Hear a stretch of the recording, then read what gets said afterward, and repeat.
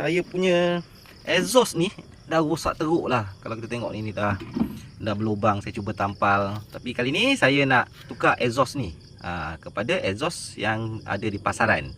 Okey, untuk tu saya dah beli ni dia exhaust jenis Acropovic untuk saya pasangkan ke saya punya motor saya ni.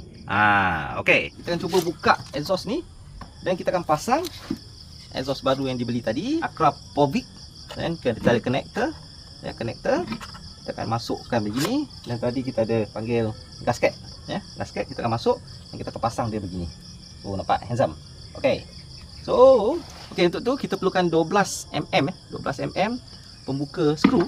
Ini kita akan buka, ada 3 skru. Sini satu, bawah sini satu, dan juga belakang sini satu. So, kita akan buka benda-benda lah ni, kita keluarkan je. So, senang je sebenarnya. So, kita keluarkan dan kita gantikan dengan yang baru.